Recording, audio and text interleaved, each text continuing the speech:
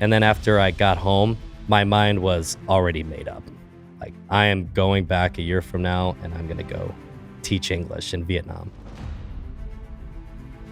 But I sold everything else, all my furniture. And then COVID happened. Hello, my fellow Martians. My name is Harry Mars, and this is the On Mars Pod, where we take a deep dive into creative professionals, entrepreneurs, and other inspiring Martians alike. That's when the seed was planted in my head. Like, oh wow, like traveling is incredible. So we definitely have it really good here. Yeah. You know, and you being immersed there, you witness that. Like, oh, come here, sit with us. And I would just end up drinking and eating with them. And that happened on several occasions. I love it every time.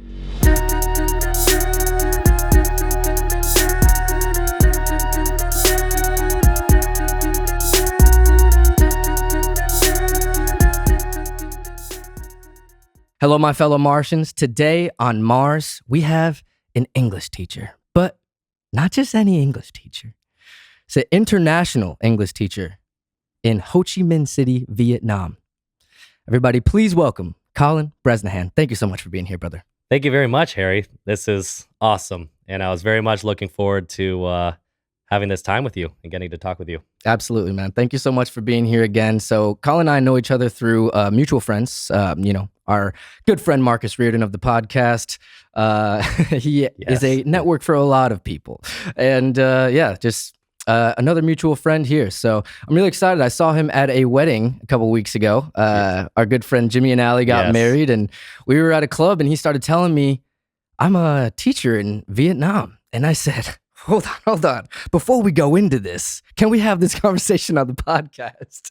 I was like 100%. Yeah, in our drunken state. Yeah. It's like, yes, 100%. Oh, yeah. Very drunken state. 2 days later, I finished my 21st drink of the day. I was like, oh. Yeah. Shortly after that, sleeping is like, okay, you don't do that at a club. Yeah. Don't fall asleep. Man. I don't go to many clubs, but I knew that's a no-no. It's like, okay, shortly after that, I was out. But such a good time, though. It was such a special time, and it was amazing. Absolutely. Yeah, thank you, Jimmy, Allie. Yes. You'll be listening. It was so much fun. 11 out of 10 time. Absolutely. Beautiful time. Congratulations again. We love you guys. Yes. So, again, I'm just stoked to get into this because it's, we have people on here. The whole thing on Mars is we have creative professionals, entrepreneurs, and other inspiring Martians alike. That's our whole thing here. So as soon as you told me that, I was like, that's inspiring already. I don't even know much about it, but the fact that you took your life completely out of the picture and said, I'm going to go be of service to these people in Vietnam. I feel like that's a really big thing. And thank you so much. Of course, man. Yeah. So I kind of told you earlier, we usually go through kind of like origin stories. We talk about, early days and stuff like that. So I do think it's important to kind of, touch on some of those early days and see if there's some things we can piece together. Yeah. But you grew up in Arizona, is that right? Yes, born and raised in Tempe. Tempe. Oh, wow. Okay, Yep. So nice, dude. Yeah. So growing up, did you have like any passions or hobbies or anything like that in the house that you were like your main thing, or what was your loves? I love sports. Okay. I've always been a huge sport guy, and my parents tell me, my dad, they got a little Tykes basketball hoop. You know those? And, we love to The even plastic. dunk on as adults. Of course. And, and my dad would tell me that even when I was 2 years old, he was just amazed at how well I could make the basketball, put it in the hoop. Nice. And also, still to this day, it's very difficult for me to take naps. And so he knew that I'd probably be a bit athletic because he would put me in the crib, and I would always just get out of it. I was always just so restless, and I would just escape from it every time. My dad would, after a while, he's like, how is he doing that? He'd just creak open the door a little bit and watch me just escape out of this this crib so many times. And love sports, football, basketball, baseball. I played all three sports as a freshman Oh, wow. in high school. My dad, he actually played professional baseball, not the big leagues, but got to AA. So played baseball at a young age. My two younger brothers are better than me at baseball. I'd Yeah. say. I was a catcher just like my dad. And yeah, just I referee basketball now. Okay. I got a scrimmage tomorrow, high school varsity scrimmage tomorrow night. Um, so yeah, I really enjoy that. Have been doing that for 10 years. So yeah, I've been around, been into sports my whole life. Yeah. Yeah, and it sounds like it was a part of like the family bonding as well. Like 100%. yeah, everybody was involved, and I'm sure there Yes. was a lot of that. And you grew up with brothers too. That's cool, so that you guys can all play together in that sense too, and kind of be a little rougher than you would if you had like a little sister or something. Exactly. Yeah. Yeah. Um, a really cool tradition that we did. We had Diamondback season tickets, front row, Nice. third baseline, and Wow. it was always tradition. Opening day. At that time, opening day was always afternoon start. Mm. And it was always in the middle of the week. So me and my two younger brothers got the fortune of being pulled out of school every time to go to the Amazing. game. And my dad really cherished those moments. And even we were in those seats for Game 7 of the World Series, 2001, Gonzo game-winning hit. The chance of a lifetime for Luis Gonzalez. 2-2, bottom of the ninth. Game 7 of the World Series. Bases loaded. Floater, center field. The Diamondbacks are world champions.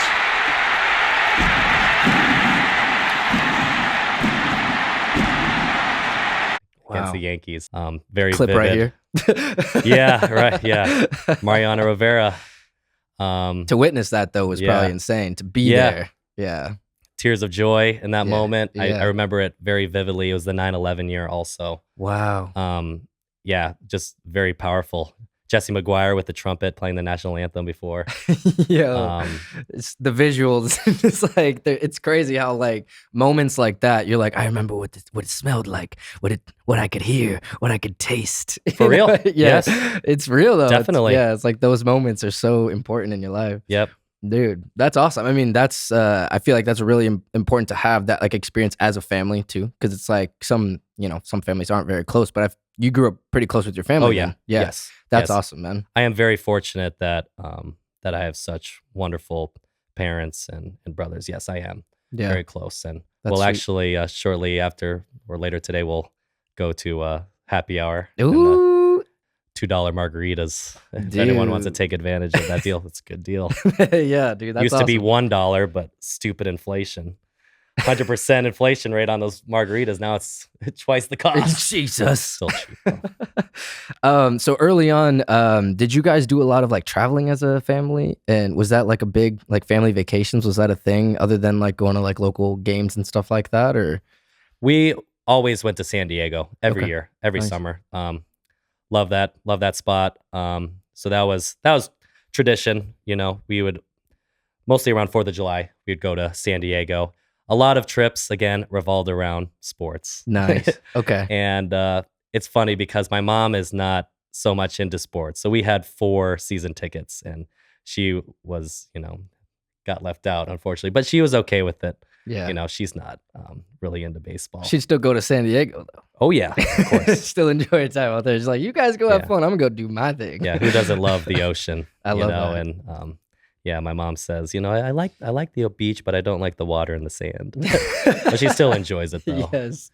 Classic. Yeah. So yeah, a lot of trips. For example, when I was in 6th grade, we rented an RV and we drove and we went to all 5 MLB parks in California. Ooh. So we did a trip like that. That was really cool. And then the following year, we went to the Northeast and went to Yankee Stadium, Fenway Park, Classics. the Nationals Park, Phillies.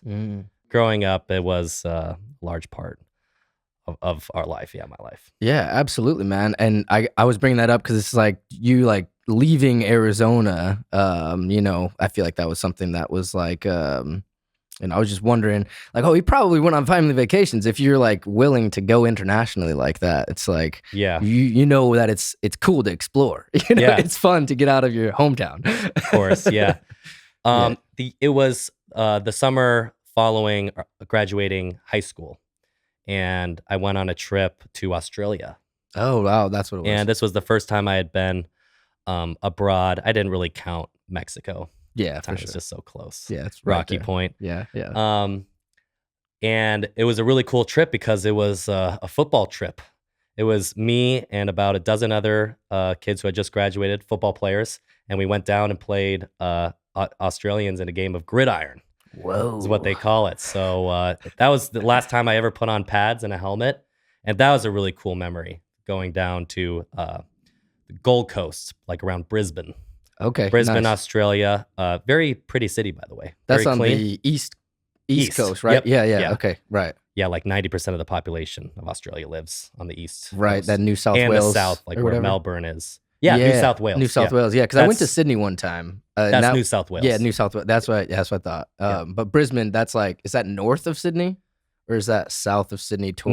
North. Okay, North. and then south is Melbourne. Melbourne. Melbourne. Melbourne. Yeah, Melbourne. Yeah.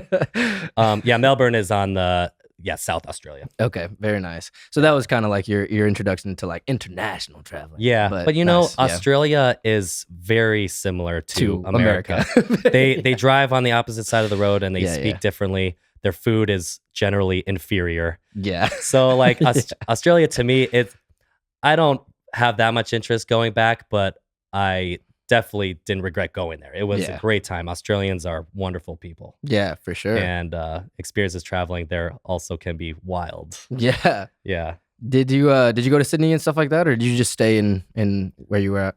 Just Brisbane. Brisbane. Yeah. We okay. flew into Sydney, but shortly left. Yeah. Just flew in there. Okay. So you weren't really there for like a vacation. It was literally just kind of like a work trip. Correct. I guess. Yeah, work trip to go in there and get the W, which we did. Hell yeah, dude. Yeah, I didn't know what That's to I'm talking expect. about. I mean, it's just like, America. what is this going to be like? Yeah, America won that day. That's for sure. I love it. Yeah, the score, it wasn't close. It was 27-0, something like that. Yeah. I mean, I had no idea what to expect. I played running back in that game, and I always played defense in football. Yeah.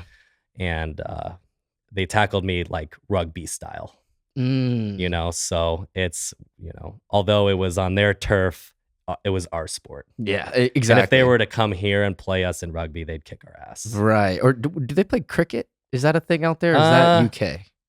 I don't even know. Cricket, not where's so much. cricket? What is cricket? Cricket, Where is that? I don't like, know. where in the world is They play cricket? it. They play it in India and Pakistan and Britain. That's about Okay. Yeah. Yeah, Interesting. their version of baseball is very weird. I don't understand the rules, but Yeah. they Australians love rugby. Rugby. They're That's the obsessed with thing? rugby Okay. and Australian football. Okay. It's like a circular field, oval kind of, and they kick the ball a lot. Very weird. I don't understand the rules at all. Yeah. America. Yep. America. That's right. So I did want to touch on something in the house early. What was like TV, movies, music? Was there like a culture of that? Because I mean, we grew up in a similar time frame where like movies and TV and music really were like a different, very different. And it was kind of like a big part of culture. Did you guys kind of have that same thing where like you guys were watching shows together, watching movies, and like kind of had that as a family? Or did you have any of that? Not so much. Growing up, life did revolve a lot around sports. Okay, so yeah, it was Yeah, like going I'm out not- and being outside and stuff. Yes. That's awesome. So my dad is not really into music at the time. I remember it's funny. He's like, "Oh, I like only two artists, Bruce Springsteen and Hootie and the Blowfish." So Hell yeah. so he's not a music person. However, my mom loves music and is a rocker. She loves Awesome. like Foreigner and AC/DC Hell yeah. and like Bon Jovi. Did she put you onto those early on? Yeah. Okay. Yeah. very good. So I wasn't really much of a music person myself until about 6th or 7th grade. Before that, all I could really remember really liking was Linkin Park. yeah. Like Meteora. Yes. Meteora, I love that. I was Yes. obsessed with that album in 5th grade. Yeah, R.I.P. Chester. For real. Yeah, man. that sucked No. when he died. No, I think that's that was an Arizona 2017. native, isn't it? I know. Yeah. That's Yeah. Crazy. Yeah. No. In shout out. fact, I think he would go to Williamsfield football games. It was a high school that we played when I played football. Oh wow. And we had heard, so Chester Bennington had watched my team play a football game. Wow. Yeah, so That's crazy. Cool. Yeah. No, that's wild. Yeah. Jeez, full circle moment fun right fact, there. Yeah. Yeah, Chester. Yeah. Yeah. Man, Linkin Park. Saw them live too in like must have been 2008. In the heights. That was cool. Yeah, when they were big still. That was their Minutes to Midnight tour. Okay. Yeah, that was what I've done. Yep, and then the credits start. Yeah, exactly. Yeah, right. We are here. We are waiting.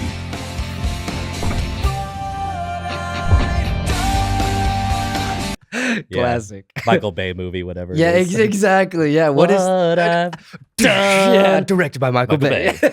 Yep. 100%, dude.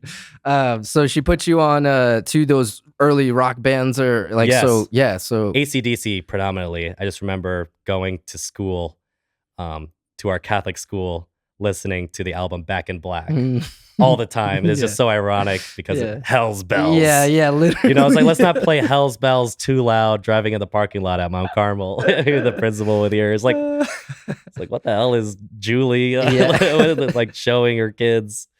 Yo, that's awesome. So yeah, I've loved AC/DC ever since then. And yeah, so I was in junior high. I was just a rocker. I only listened to classic rock. Wow. I was all about it. That's awesome, man. And then it inspired me to play guitar. So that was about the time that I started to play guitar. Yeah. And my first guitar was an Epiphone SG. Of course.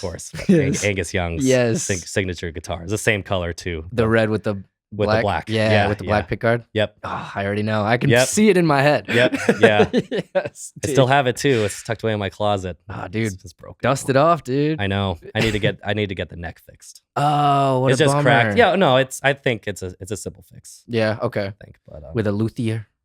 Yeah. That's the name of it, right? A luthier? Is that people who fix guitars? Is that luthier? I think so. I think that's their name. Yeah. Yeah. Dang, dude. That's what's up though. So then what year was that when you started playing guitar? I think like 2000... 2005 or 2006. Oh wow, dang. So it was early, man. Yeah.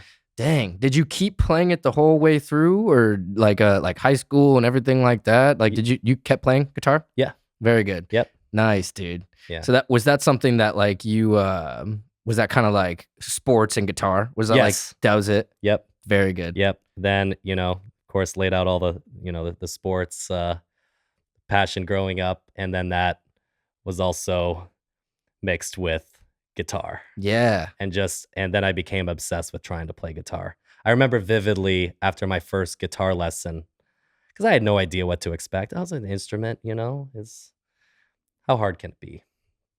But I remember I was super into the Phoenix Suns, of course, at the time. And I remember they were playing the Lakers in a playoff game. But, I get competitive. I want to be good at whatever it is I'm doing. And I remember just that night, just being in my room for so long as this playoff game was going on, that I would, of course, be watching otherwise. Yeah. But I wanted to get down, this guitar part that I was trying to play. I think it was Come As You Are, Nirvana. Oh, wow. Yeah. You Very remember simple. it. So yeah, it's just like, I'm going to be able to play this at the end of the night. Yeah. And I remember that well. I feel like that's a very important moment for you to remember, because that almost like, that was like when it wasn't someone else telling you needed to do this. It wasn't like you needed to do it for a class. It's like, I want to be good at playing guitar, so I'm going to do it. That's right. It's like, and I think that takes a lot of self-discipline, especially as a kid, because it's very easy to pick up guitar and be like, this sucks, my hands hurt, I'm out. Yeah. Like, I'm bleeding, I'm done. Oh yeah, I do remember my fingers being hurting because you do have to get like your fingers, calloused. Calloused, Yeah. And I just remember being super discouraged, but like just powering through it. Yeah. And I'm so glad that I did. I just wanted to play at the time. I just wanted to play the songs that I loved. Right.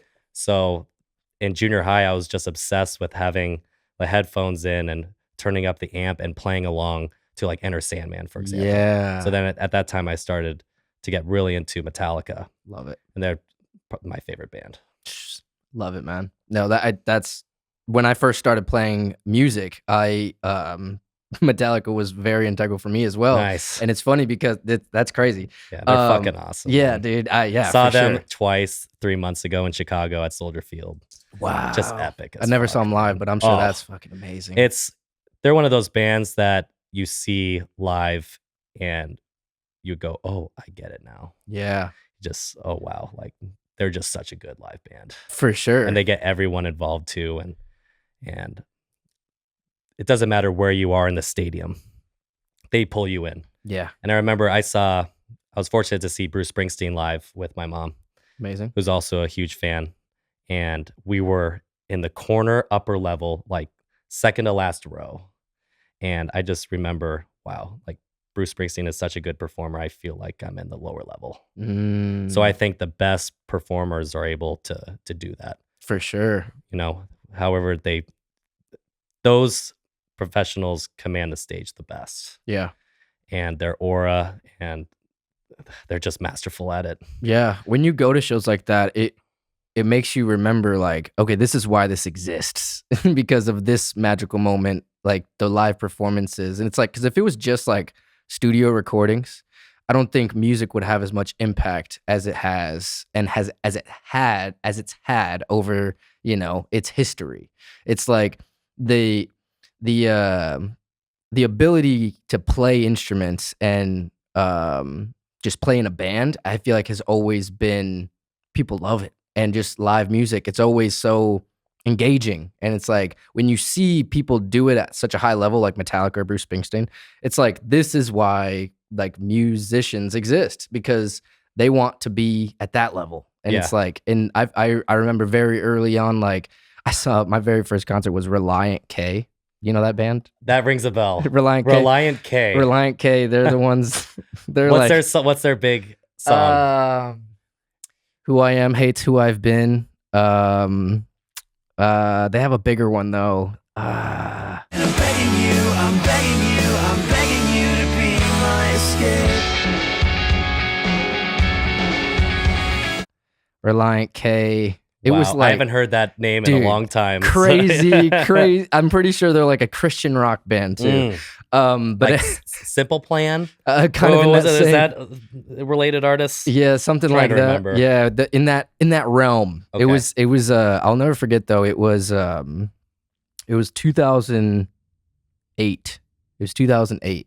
Okay. And I saw them, and it was like right when I first started playing guitar. Your first concert? My first concert ever. I think my first concert was in 2008 as well. Oh wow! Yeah. Do you remember who it was? Of course, Bon Jovi. Oh, that's Bon so much Jovi. better than Reliant K, dude. Oh my gosh. Technically, I guess it was Daughtry who opened. Oh, Daughtry. nice, dude. Chris Daughtry's band, fresh off of finishing 4th, 5th, 6th, whatever in American Idol. Dude, you could definitely go as Daughtry for Halloween. Oh, I guess that would I could. be so funny, dude. Yeah. If you did that one day. Yeah, what's his Put the bald cap on. Yeah, right. Yeah. That's funny. What's I'm coming home. Oh yeah, that's right. To the place where I belong. Yeah. Yeah, dude. That's it. It's not over. Yeah. That's what I was thinking of. Yes, Yeah. that's the one. Yep. Oh yeah, American he played Idol all days. those. Yep. Facts, dude. Yeah, so that good day. Yeah. So going to that, because once I started playing, I hadn't seen a concert yet when I started early 7th grade, and then this was towards the end of my freshman year in high school. So I was like, finally get to go to a show, and my mom loves Bon Jovi. Yeah. I was like, oh, hey, let's go to the concert. I remember it was right after a freshman baseball game that I had, and we drove down to Glendale where the Coyotes used to play. Oh, nice. Saw Bon Jovi, and it was great. Yes. Yeah, man. it was cool. It was a good show. By Westgate or whatever? Yes. Nice, Yeah. dude. Nice. Yeah, no, that's awesome, man. Played all the hits. Yes. 50, 60-year-old women dancing, Going crazy, so yeah. your love is like bad medicine. It's just like, oh, wow. I love it. Even smelled weed. It's just like, what's that smell? Yeah, as a kid, just Yeah. like, Oh, yeah. It's like, I think I know what that is. It's not a skunk. yeah. But yeah, it's crazy that like to have those experiences and like almost solidify the desire to be a musician. Yeah. When really, you go to shows like that. Exactly. It only cemented my passion Yeah. to play, and it's inspiring as well. You see these Absolutely. professional musicians play, is like, that says, you don't really get any more famous than that, Yeah. Exactly. And yeah, it was inspiring. It's like, wow, like seeing these professionals play on stage, it's badass. Right. And then I remember practicing like not sitting down on my bed Yeah. and standing up and, doing the power stance and, just trying to visualize how cool it would be playing in front of that many people. Yeah, man. No, it's funny because it's like as a kid, you almost like it's definitely like a I guess like a dream. I guess that's the best way to say it. It's like it's a dream. It's hard to know like how can this actually happen? Yeah, like Bon Jovi, Bruce Springsteen, James Hetfield, all those guys had the exact same dream as a kid, Yeah. And they all had different influences with them that was just like, oh man, I want to be that guy. And it's like, so I love that like you had that experience as like a an aspiring guitarist to like be able to see people doing it at like the highest level. Yes. Because that's I feel like the biggest thing. It's important. Yeah. So when you were in school though, did you have any like notion of like, okay, I'm gonna do this as a fun time, but I still want to be a teacher? You know what I'm saying? Like, did you have that immediately going into college? Like, I'm gonna be a teacher?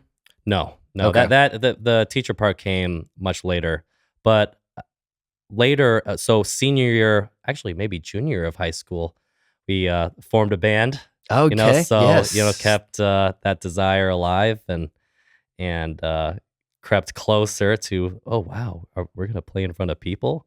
So this is Flight of Ryan. Yeah, that's Flight of Ryan. So Wow. Junior year of high school, at the time we were obsessed with, Blink-182, Sum 41, Offspring, Green Day. Yeah. All the big pop punk bands. So those were our main influences. And, it was just to, have fun after school or weekends, just play together. My friend Anthony bought a drum kit. Actually, we first started playing, I would bring over my guitar and he would play drums from Rock Band. Nice. Like the practice mode, the Rock Band, and he had the nicer kit. And that's how it started. Wow. Yeah, and so he would just play out of like the TV speakers. Yeah. Yes, literally. Nice. Literally. And so then that slowly evolved into him getting a real drum kit and two of our other friends who could also play guitar. One took over the bass and we started just covered those bands' songs and then started writing our own. Yeah. And then we had a concert at so my friend Danny, he had his dad's an artist and excels at painting oil paintings. Okay, very nice. And so we would rehearse there, of course, at night when no one's there. And then there was a back parking lot area. So then at the beginning of senior year, we played a show there and just invited everyone, as many people, that we could find that wanted to go see us. So this was senior year of high school you did that? Yeah, at the very beginning. So that's awesome. Actually, I don't think we had any of our own songs yet. I'm trying to remember. Okay. But yeah, I remember we played like American Idiot and Classic, all this dude. First Date. Yes. Blink-182. Yeah. Very heavy, those bands in the set list. And then later that year, it was in the spring, we played a show in the high school gym, and it was a fundraising event for cystic fibrosis. The girls' assistant varsity basketball coach had cystic fibrosis, and the girls had put on a fundraiser and a show. Do you know the band The Maine? Yeah. They're from here, right? Yeah. That's what so I they thought. actually got them to play. Very nice. They were the probably headliner of the night, early. and we were the very first band. There was about 4 or 5 acts, and so that was our first really big show. I mean, there was a lot of people in that gym, For maybe sure. 500 people. The Maine was big. Yeah, Yeah, they're the still Maine- playing. Yeah, they're big. They were. I mean, even then, it was like they were big, but like I'm sure that they were like very much lower level than they are now. They were still considered like a. Were they still considered like a local group at that point, or were they already? Definitely. But they had started to have success. Gain traction. Yeah. Yes. So that That's was exciting. awesome. I remember being so nervous for that show. We must have rehearsed our 4-song set like 100 times. Yeah. We were just That's what like, you do it, baby. yeah, just obsessed. Like we're getting these songs down, and when we're gonna give it, the best we got. And Absolutely. it was we played the songs very well. I wish I could find the video. It's maybe lost in the depths of Facebook Yeah. somewhere, but it would be cool to look back and watch that show. And the 4 songs were all our own songs too. Oh wow. They gave us a 15-minute set. We're trying to get more. It's like, no, you guys should be lucky that you're getting 15 minutes. It's like, okay, fine. But nonetheless, it was a great time. And yeah, it was in front of a lot of people, and that was a pivotal moment. As Absolutely. a musician, it's like, wow, like that was fucking awesome. Yeah, man. That was a good feeling after. For sure. That's a huge confidence boost too. Like to go through that and come out on the other side like feeling successful about it is like, fuck yeah, guys. We're a band. Yeah. Like, It was a this high is for real. sure. Yeah. Yeah. It was awesome. Yeah, and you guys were able to continue that for years after that, which is awesome. That's right. Yeah. So actually that summer I had so we were going to NAU and I had quit the band at that time. Okay. Just thought, that was fun while it lasted. I just kind of thought it was like a high school thing. Mm-hmm. And then those guys still kept playing music, and we met someone at the dorms at NAU who, we needed a singer, and that's when we met singer Sam, and still good friends to this day. And they started making music, and then I transferred down to ASU for my sophomore year, and then about a year after that, my junior year, I got the itch again. I was still playing my guitar a lot. Yeah. And I had an epiphany one night, and I called them. It's like, I really want to Be in the band again. That's so tough. And it's just like, well, we have a fifth member. We're looking to kick him out. This is good timing. Yo. So shortly after that, they kicked that guy out of the band, and I replaced him. Wow. And then moved up to Flagstaff.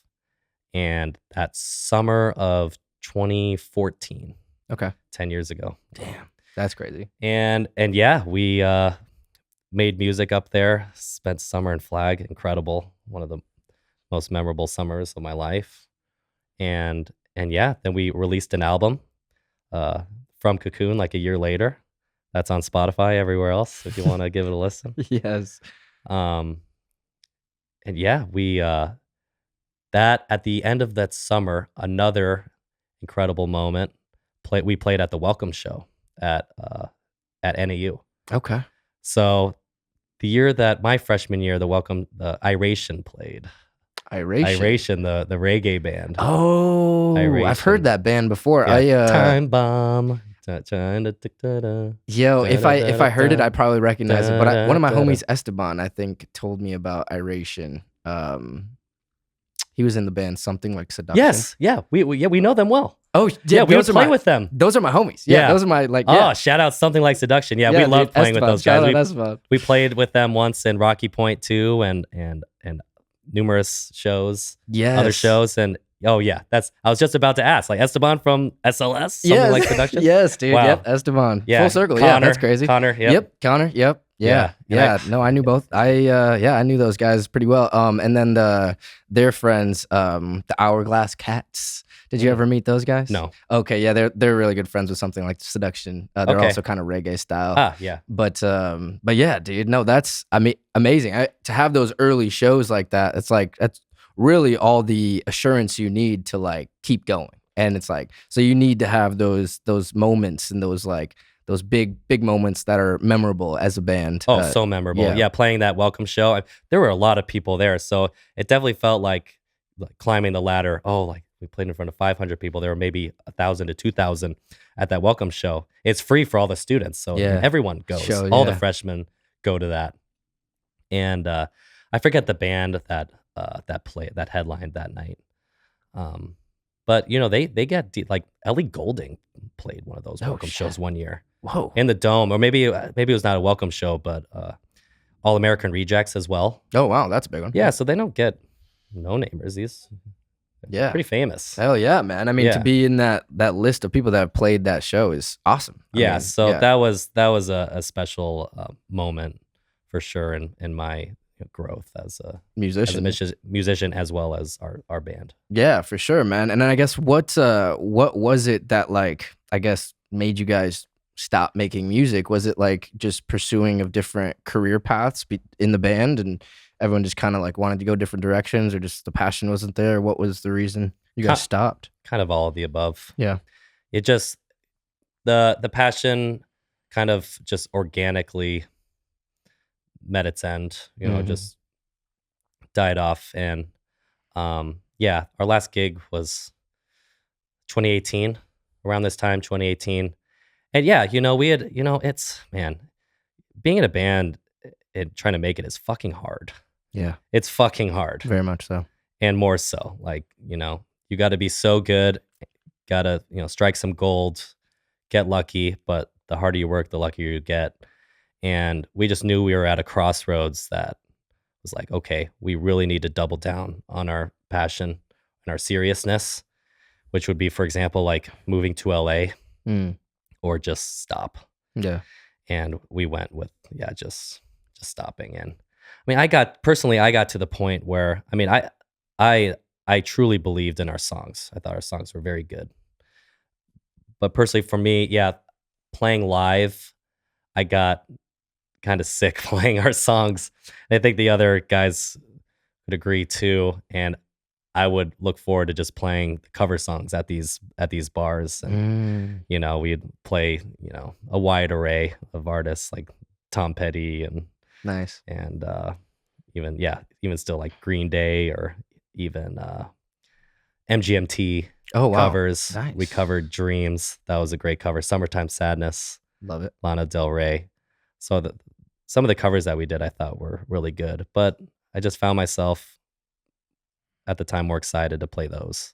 Yeah. So that was a sign that, it's probably time that we're not going to be playing anymore. Yeah, as like an artist, you know what I'm saying? Because it's like, it's not like you have to stop playing music, and I'm sure you still play guitar to this day. Right. It's like you still love music, but it's like to have that realization, because there's something very different, like being a musician and being an artist are two different professions.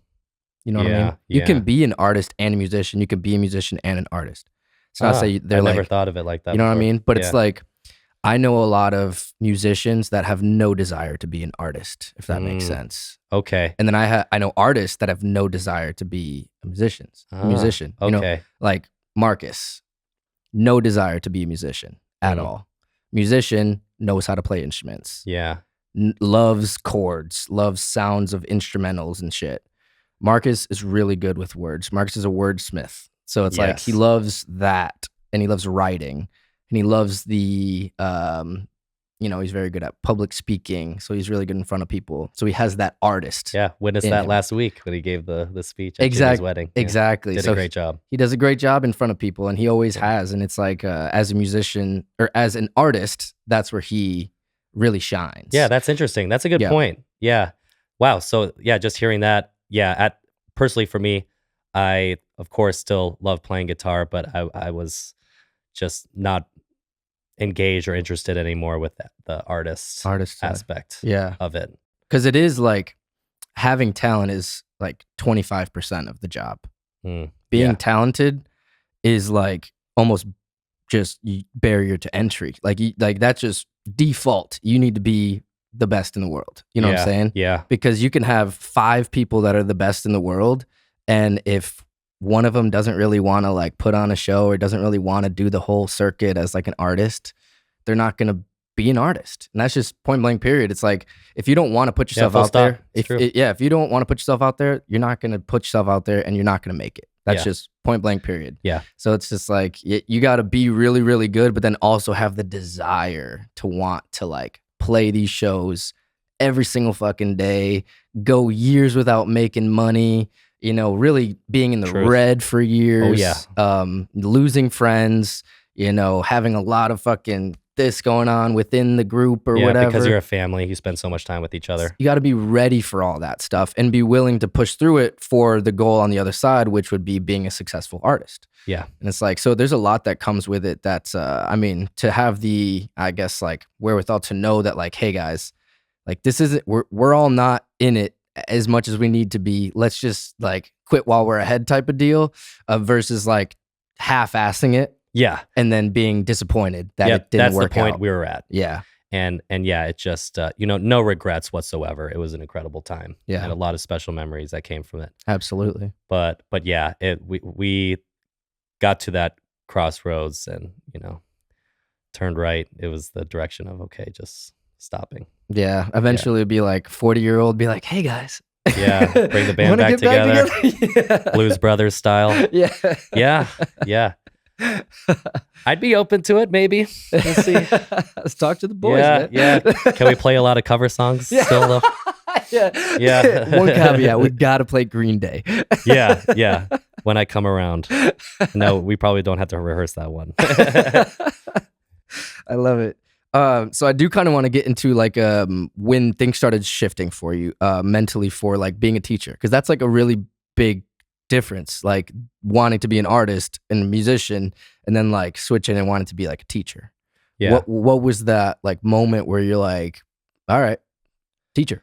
So it started more with the desire to travel. Oh, so the international was already the first thing before being a teacher for Yes. like local. Yes. Oh, very much. Yes. So. Okay, got you. So I had the Australia experience, and then in 2017, so I had wanted to go to Europe for a while, Yeah, and I was saving a lot of money to do that right after I graduated from ASU. nice. Just for fun. Yeah, Yeah. just to experience it. Hell yeah. And Anthony, who was the drummer in our band, him and his girlfriend were planning a trip to Thailand.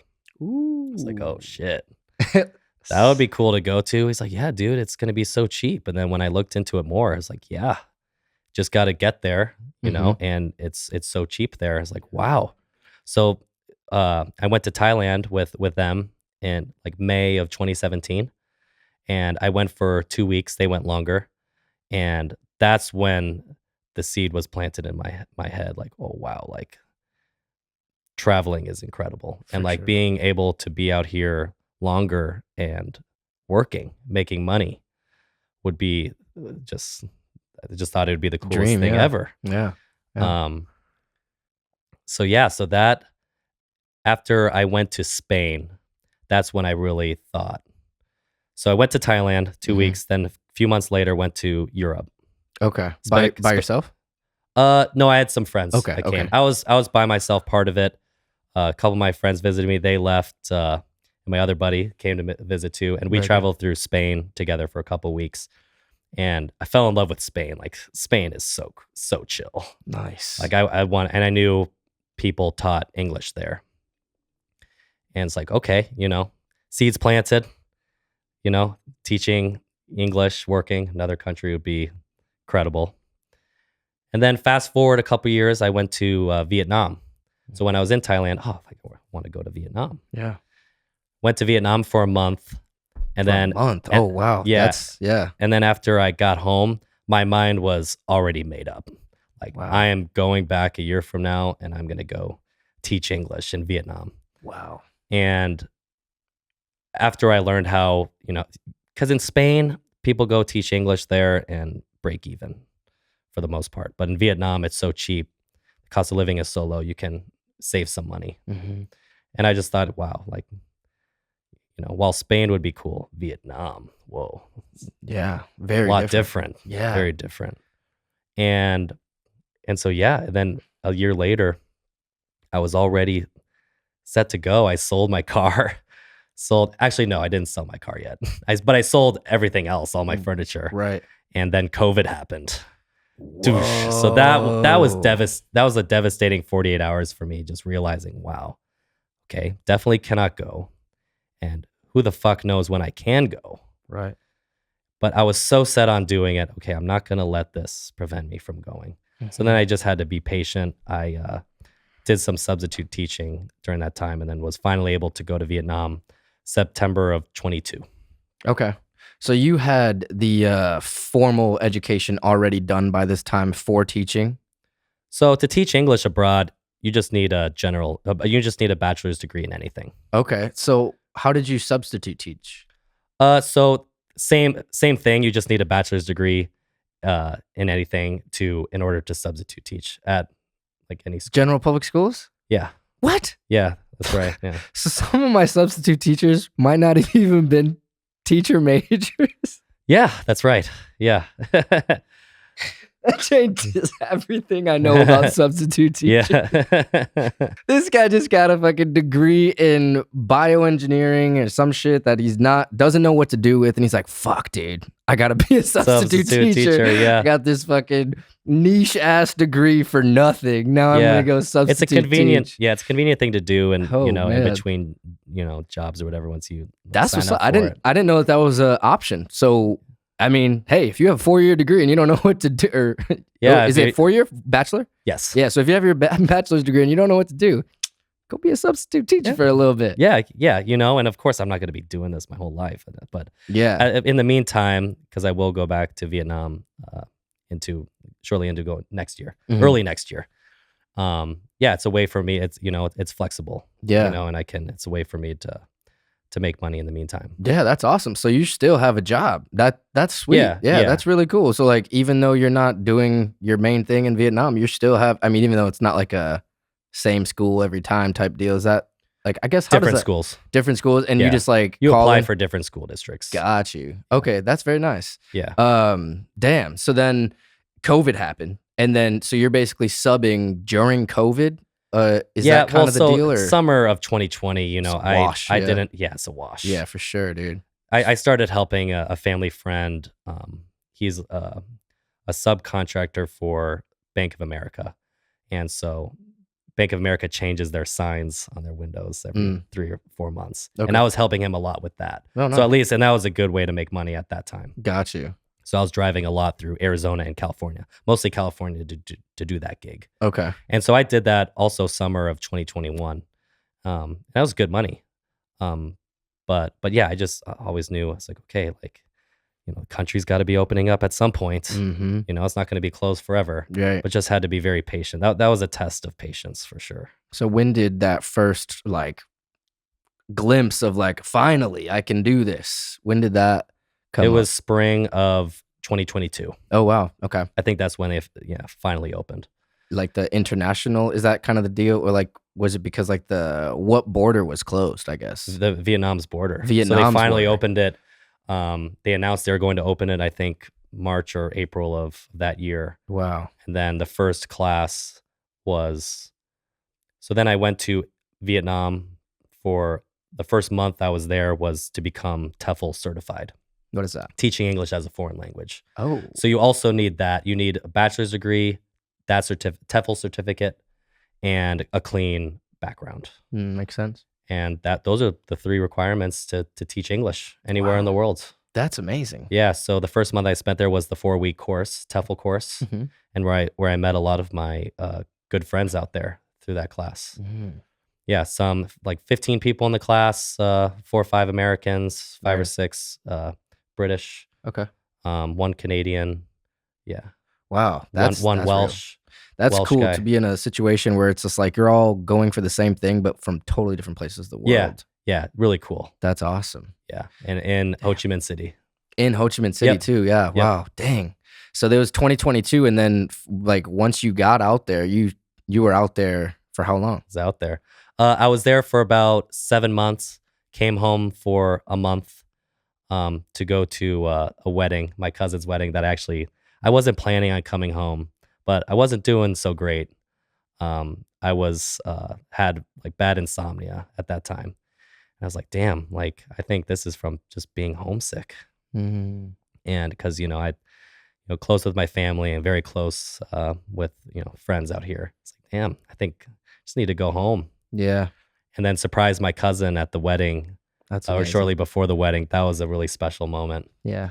And then went back May of 2023 and stayed through end of June of this year. Okay. So I was out there for like 13 and a half, 14 months. Wow. Straight. Yeah. So while you're out there, I mean, I guess that is something I do kind of want to touch on is like, Yeah. because you're so close with your family, like how, I guess like do you talk to them every day, or like, what does that look like for you? Like, how do you maintain that? Like, because sometimes when you're out by yourself, I'm sure you kind of have like a level of like, damn, like, what am I doing? Like, Yeah. why am I all the way out here? Yeah. You know what I'm No, for saying? sure. And there's Yeah. definitely moments where that happens, like being stuck in traffic on the motorbike and it's so hot and all the exhaust, all the smoke from the exhaust, and I'm just sweating my balls off. Yeah. It's just like, oh my God, like this is like fucking brutal. Yeah.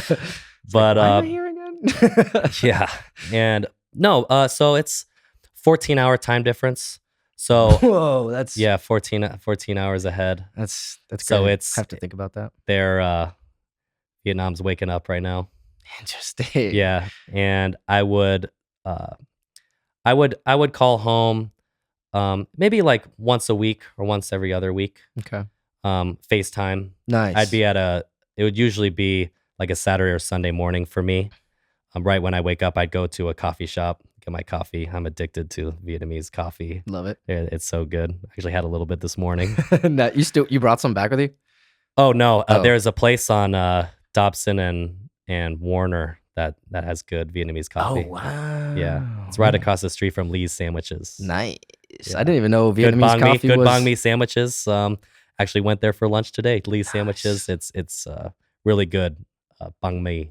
What is that? It means bread in Vietnamese. Okay, so it's like Vietnamese sandwiches? Yep. Oh wow. Yeah, try it. It's really I didn't good. even know that place existed either. You should try it. It's Lee's. Had the barbecue pork banh Okay. mi. Really good.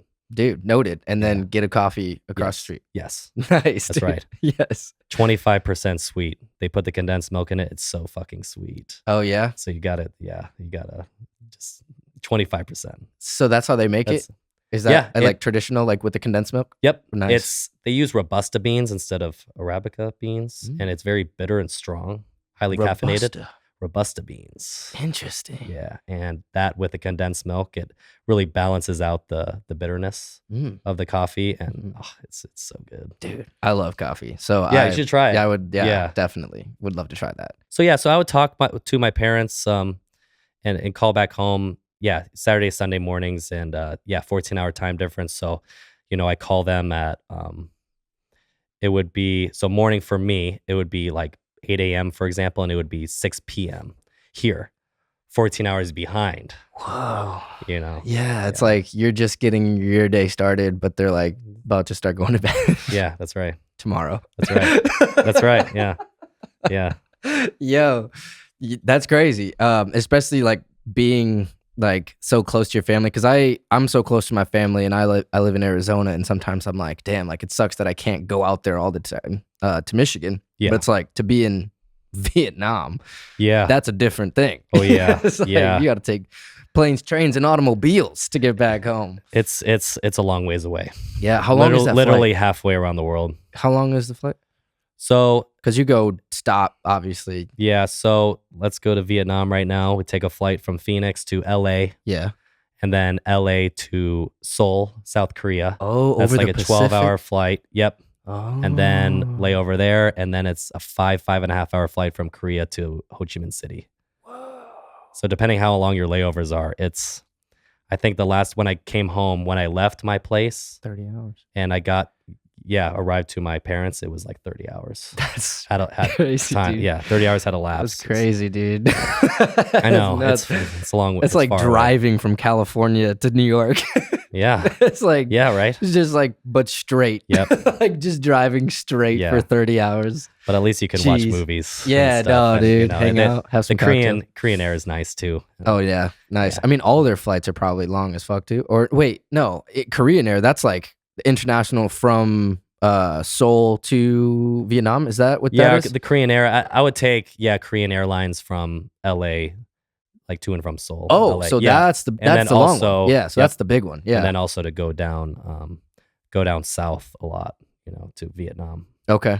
Yeah, because here in America, the equator is nowhere near us at all. Yeah, It's very, right. very far south. Mm-hmm. And even Vietnam is still, it's close. That's why Ho Chi Minh City is so hot all the time. It's kind of near the equator. Mm-hmm. Yeah, because Ho Chi And, Minh City's and on it's the on sea bottom. level too. Yeah. You know, Okay. Yeah. Because Vietnam is like kind of like that. And what's the other place? Because there's like The two different. capital, The capital. Hanoi is in the north. So, what's the difference between that north side and the south side? Because there's like like, is it the Republic of Vietnam? And then there's like The Socialist Republic of Vietnam is the country. You know, the North and South fought the war. The North won. They were the communist ones. And that's what it is. yep. Okay. And yeah, in 1975, the North stormed Independence Palace, which is right in the middle of Ho Chi Minh City. They replaced their flag with the South Vietnamese government's on top of the building there. Wow. And, you know, choppers are, you know, they're booking it out of there as the North is zeroing in on them. Tanks and stuff. Tank blows right through the gate and they storm the building and they officially won once they put their flag up there. And I'd been to that building. It's a cool tourist site in Ho Chi Minh City. Wow. It was like their White House for the South Vietnamese government. The president and the vice president lived there. Oh, they live there. Yeah. Oh, wow. Okay. Yeah. Nice. And they would man. conduct meetings there, like Lyndon B. Johnson and Nixon. Kissinger would go there to meet with their government, the South wow. Vietnamese government. Dang. So yeah, that's a very big deal. That building in Yeah, in it is. Vietnam. Oh yeah. Dang, dude. So are the lifestyles different north to south, or is it?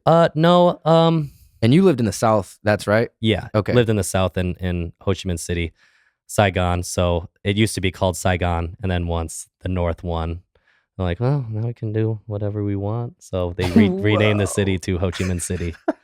Ho Chi Minh is their, you know, George Washington times 10. Oh, really? Ho Chi Minh, he's on all the currency bills there. He's on, you know, his picture is in every single classroom. They adore Ho Chi Minh. Wow. They call him Bác Ho. It's Uncle Ho in Vietnamese. Nice. Bác Ho. Bác Ho. Damn. So the lifestyle yeah. is the same. Yeah. You know, they're very, Vietnamese people are so chill. Yeah. And there's so many, like 100 million people live in Vietnam. Jesus. Yeah. And That's not a big place. Vietnam, I feel like. oh yeah, right. It's smaller in size than California. Double the population of California. That's There's a lot of them. That's Yeah, crazy. yeah. So I mean, you travel a lot by motorbike. Yeah. I'm sure a lot of people do that. 90% I would say is the motorbike is the Motorbike. mode of It's transportation. the only way to do it. You Yeah, can't there have are cars and buses there, of course, and big trucks, semi trucks too. But bumper to bumper. like the semi trucks, if they're trying to go through the city, they have to do it in the middle of the night because the roads aren't designed for big.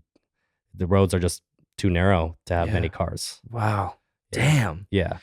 So the lifestyle is the same from north to south. I mean, they love to go to cafes and drink coffee and chill and, you know, play on their phone, you know, games on their phones and they love to eat. The men love to drink beer.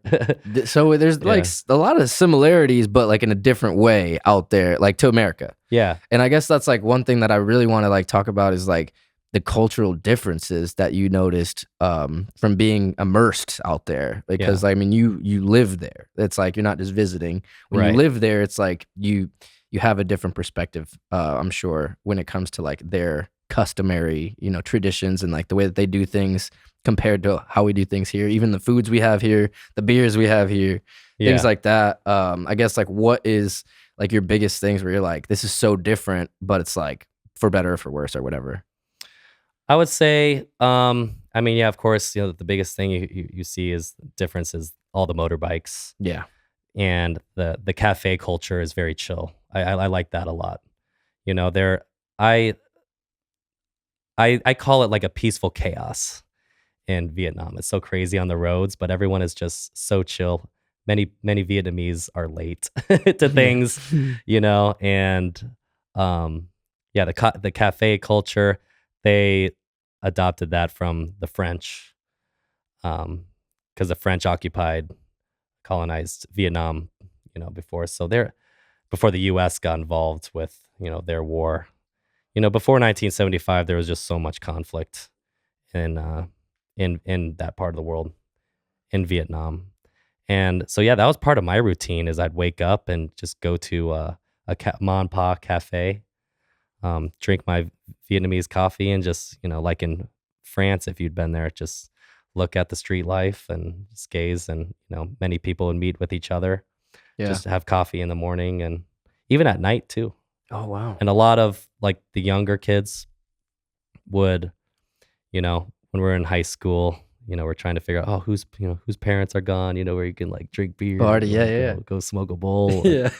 The kids there, they don't do that. They'll just go to these cafes and just meet with each other, drink juices and smoothies, and play these games on their phone together, just meet with each other. Yeah. So that's very nice to see at night. A lot of them, don't get crazy with alcohol. And, Yeah. So what, like, I mean, I guess like the party scene out there, is it like non-existent, or like there's still like clubs and stuff? Or absolutely. Like, okay. Yeah, there's still alcohol and drugs. Of course. Yeah, I'm just talking about like the biggest difference from us growing up being in high school and the culture of like, like let's do something bad. Yeah. Let's do something like against the rebellious. Law. We're cool. We're cooler if we do that. Yeah, which with them, where they're like, it's not cool to do that. This is actually way cooler to go to the coffee shop and just hang. Yeah. That's awesome. Yeah. But as far, there are clubs in Ho Chi Minh City, and there's this street called Bui Vien Street that is just an absolute shit show street. It's fucking crazy. It's like Hangover 2 style, like, where they go to the crazy street. Oh, Bangkok. yeah. But didn't they go to Thailand? Yeah, they actually went to that crazy street. Oh, wow. Where like the lady boys were. It's called Soy Cowboy. That's like a real thing. Yeah. Oh, man. Oh, yeah, it is real. And then Bui Vien is Vietnam's version of that. It's just pounding bass is everywhere you go, and these places will have different songs playing. It's just like I'm hearing like 6 different EDM songs right now, and Vietnamese girls dancing on top of platforms. It's that street is wild. Yo, I didn't know that they got down like that. Oh yeah, Vietnam. Yeah, I say that about like it's very chill, but also they get after it at the same time. Hey Martians, real quick. I appreciate you taking the time to listen or watch wherever you are in the world. Over the last few months, the Martian family has grown so much. I could not be more thankful for all of my guests and every single one of you who continue to tune in every single week. Subscribers, ratings, likes, and comments all help us grow here on Mars. And it would mean the world. If you haven't already, please go to onmarspod.com/subscribe to subscribe on YouTube. Like and leave a comment, rate us on Spotify. All this good stuff helps keep the engine running to inspire Martians all over the world. P.S. Follow us on Instagram @onmarspod. Okay, let's get back to it. Marcus went to Japan recently, and he told me that it's legal, or it's not illegal to be publicly intoxicated. Is that the same thing in Vietnam? Where like you could see people like drunk on the streets and they're not going to get arrested? Like, of course. So people would like be passing out and going crazy? It is so lenient there. Okay. Very much so. Okay. Vietnam does have a problem of people driving drunk on the motorbikes. Okay. Yeah. There was one time where I was driving on a street, and people were huddled around this guy who had fallen, and it looked like no other driver was involved, but my guess is that he was so wasted and he just fell, and like blood was coming out of his ear and stuff. I remember driving by him, was like, oh shit. It's like, I bet, and he was knocked out cold. Oh shit. And my guess is that guy had been drinking heavily. Yeah. And just was way too drunk to drive, and just tipped over and hit his head hard. Dang, dude. I mean, those don't even go fast, but you can still fuck yourself up on a motorbike. Dude. Oh, yeah. For sure. Of course. It's like, because they're mopeds, basically. Like, right? Vespas. Okay, yeah, so it was like go 15 cc or whatever? 50 or 100 cc. 50 or 50 to 100? Yeah. Nice. So that's like, what is that, 20 miles an hour, 40 miles an hour? I bet my average miles per hour driving through the city was like 25 miles per hour. Yeah. You're not going cruising, fast. There's just so many, the volume of motorbikes is just so high there. Yeah. And yeah, you're not going that fast. Yeah. Vespas, that's sick though. Yeah, it's fun. Yeah, those are fun, dude. Yeah. It became, it's just a way of life, driving the motorbike every day in the city. But what is always incredible is driving the motorbike in the countryside, in nature. Yeah. Listening to music just with the wind. That never gets old. That is one of the things I miss the most. Yeah, for sure. That's like the moments where you're like, this is why I'm here. This is living, baby. Just cruising, listening to music. Oh, Yeah. Dude, that's awesome, man. It Yeah. kind of like Listening to CCR. brings you back for a Oh, second. yeah. Like, I love- Yeah. Yo, but I do want to touch on the food real quick Yeah. because that is something that I feel like is a big difference in a lot of places outside of America. Yeah. Because we have a certain way of doing things here that's so gluttonous and so heavy on carbs and sugars and shit like that. And, it's not the same out there. So I guess like what would be like a normal like breakfast, lunch, and dinner for you out there? That would just be like a everyday thing. So, what's customary, like Vietnam, everyone knows pho. Oh yeah, Pho, oh, yeah. Classic. Yep. It's pronounced pho. Pho. Pho. Yeah. No, you say it like that. Yeah. Interesting. Yeah, like above the O is the upper half of a question mark. Pho. Pho. Interesting. And so they love to eat pho for breakfast. I would sometimes, but like It's kind of hot heavy. soup at No? Is it kind of heavy? it's no, like there are not really honestly, anything heavy I in don't think Vietnam. I've ever had pho. You should have you pho. should have pho. Yeah. Yeah, it's really good. Yeah. So you were saying it's not very heavy though, and people, not a lot of stuff is heavy out there. Is that what you're saying? No, like Yeah. Every meal I would never feel full after a Vietnamese meal. You just felt satisfied. Oh yeah. Yeah. Yeah. Typical breakfast for me would be banh mi, a breakfast banh mi. What is that? So it's the breakfast sandwich. So right by my school, I would go get a breakfast banh mi, 2 eggs, 2 eggs in the banh mi it was like 60 cents. Wow. And it was so good. And they baked the bread right there. So their bread is outstanding because of the French influence. They adopted that from the French. And so their baguettes out there are so consistent and very good. I didn't have a bad baguette sandwich out there. Yo. So, And they're everywhere. and this is, I mean, I guess like, so a lot of people have like a breakfast sandwich like that in the morning. Yeah, Yeah. that is very common thing Yeah. to eat in the morning. And Okay. they're everywhere. And there's just so like many. eggs and bread. Yeah, but that would be the breakfast one. Like you can get it almost looks like bologna or like many different styles of bologna.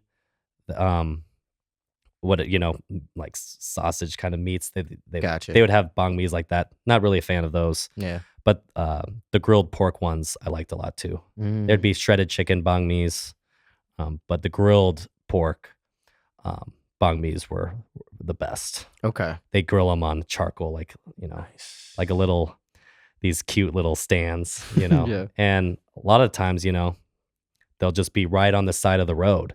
So you just, pull over, park your motorbike for a minute. They prepare you the sandwich. They give it to you on your bike. You let it, all these motorbikes have little hooks. You put it, put it hanging on the hook, and you go to work. And that's your Yo. breakfast. They got it dialed. Oh yeah. And I would do the same thing with the coffee too. If I was more in a rush, just get the to go. It's got the little handle on the cup. Put that on the hook of the motorbike, and Dang, yeah, dude. Yo, I feel like that's such a different like lifestyle. Yeah. You know that what I mean? is like a little drive through in a way. You just park Yeah. right by off to the side, and very convenient. Yeah, Yeah. that's And- awesome. So I guess with like the food and stuff like that, A lot of noodles. yeah, A lot of noodles. There are so many different soup noodle dishes okay. So other than pho. okay, Um, was there like anything weird that you're like, what the fuck? Like, why are you guys eating that? no, not really. Okay, Not really. nice. 'Cause I know sometimes like there's the international food where it's just like you see pictures of just like people eating dogs and shit, and it's like, what Yeah. the fuck? There's a couple times you see dog on the menu. Oh, there. really? Yeah. Oh, so they do that there. But only like really poor people eat dog. And they know that, they're very shy about it. They don't feel Uh-huh. good about it. And Oh, damn. I remember I was near my home. It was some holiday, and my neighbors were celebrating, and they're drinking beer, just eating, and they invited me over. That's another incredible part about Vietnamese people, that they're so welcoming Nice. and inviting. I'll just say, "Một hai ba yo," which means 1, 2, 3, cheers in Vietnamese. And if I say that, more times than not, I'd be like, oh, come here, let's sit with us. And I would Nice. just end up drinking and eating with them. And that happened on several occasions. I love it every time. Yo, that's a good way to not feel alone, is to be able to have like community For like sure. that around you. For sure. It's like, Even if they forget could that you're barely, far. the Vietnamese could barely speak English too, but just the communal aspect is Yeah. very nice. And I just remember I was like, what is that? Or I think I went to, because how they eat is very family style. Yeah. You have your little bowl and there's many dishes and you just, put in your little bowl and take everything. Mm. And I went for one and they were like, oh, no, don't eat that. And I think it was dog. So they, yeah. Oh, they're kind of like, hey, that's there for those guys Yeah, over there. Yeah. And, Dang.